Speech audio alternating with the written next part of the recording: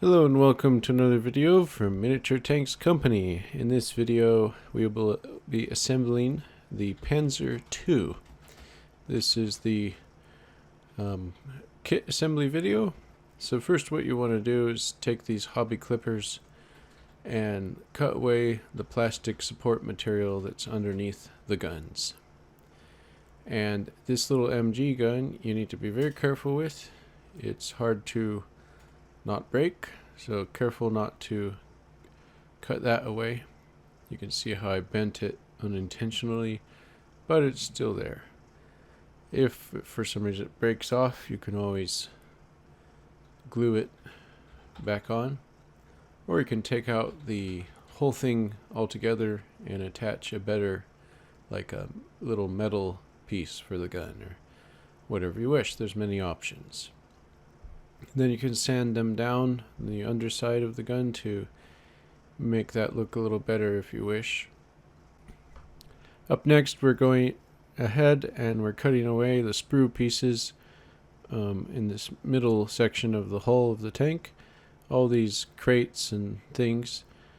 So just cutting away those sprue pieces. And for the sprue marks you can cut those away, sand those away, and most of these sprue marks will be not facing the outside where the crate is facing out towards the outside.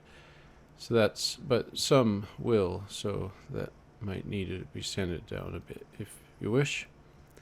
And these crates, they're all optional. It's kind of, you can put the crates on the tank that you wish. So the Panzer II could have no crates at all, could have all the crates or half of the crates, and they could be anywhere on the Panzer. You know, that's the way crates work on tanks. So that they come with this kit, some extra crates. And my suggestion to you is if you don't use all the crates in this kit, you can keep them in your bits bin and use them on other tanks or something. Alright, so what's next is we will now glue this tank together. We got all the cutting away, now it's time for gluing time. So the first step of gluing that I suggest you do is glue the tracks onto each side of this Panzer II. And you will notice that the track should be facing a certain way. So the front section has kind of a curve down of the metal, and the back section goes down, but it's not curved down, it's just flat. And you can see that it will line up with the middle section of the hull. And then you can see, just put them up edge to edge, and that should be good. Make sure it's all going along evenly. And so next is the other tracks. It goes without saying, I guess, but just put glue on the other side. And we're going to glue on the tracks the same. And so, I would like to mention here, while we're gluing on this other side of the tracks, I have Etsy, eBay, and my website, miniaturetanks.com. The prices on Etsy and eBay are 15 to 20% more, 15% on Etsy and 20% more on eBay. This is to cover the fees for those marketplaces. So if you shop on my website, you'll get a discount. Plus, there's bulk pricing, so if you buy two, you'll get a percentage off.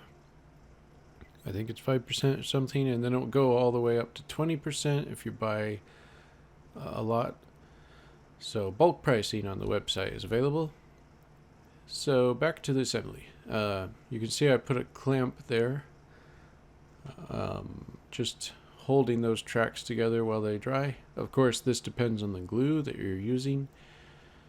I made the mistake of buying tons of Gorilla Glue once, just at a bulk price to try to save, but Gorilla Glue isn't ending up to be the best glue for the job, but I'm using it up. after all, I will figure out what is the best glue, but so far I think Loctite is, and I have that on hand when I really need a great job of gluing these kits together. So for this turret, just put that cylinder piece in the middle, and there's the guides on where you should put it. Alright, just putting the cylinder piece in the middle. And once that's in position, you can just set that aside and let that dry. It's best to set it down like that, that way it's flat. Alright, what's next is the top of the hull.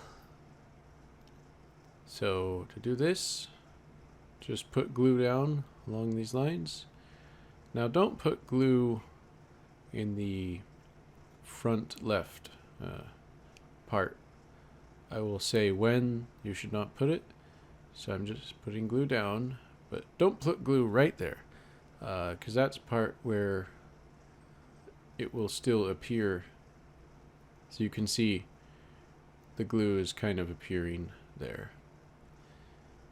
Yeah, but other than that, the glue was all placed down correctly, and you can just place this top piece. You can see where it lines up pretty nicely.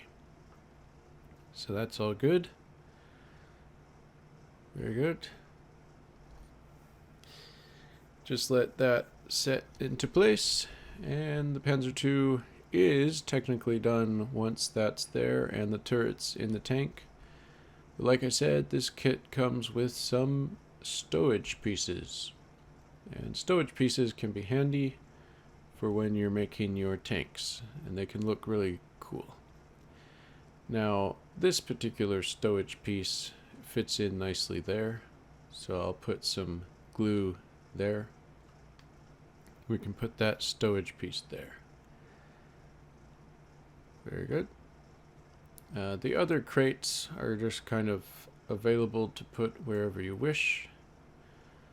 And if you know more about these Panzer II stowage pieces, just let me know. Well, like if they were used for specific purposes, you can put that in the comments if you know exactly what these stowage pieces were used for. But they're here for this tank. Optional stowage pieces. So I'm just deciding randomly where to put them. That's basically how stowage pieces work on tanks. Like I said, you could have no stowage pieces, or some, or save these stowage pieces in the bits bin. That's basically how I'll do this Panzer II. I'll put those stowage pieces there. Yeah, so anyways, thank you so much for watching this assembly video of the Panzer II. Be sure to check out the Panzer I and this Panzer II. And I'm also going to be listing the Panzer III and Panzer IV with shirts and skirts, side skirts or spaced armor or whatever. Thank you so much for watching. You can find these at miniaturetanks.com. Have a great day.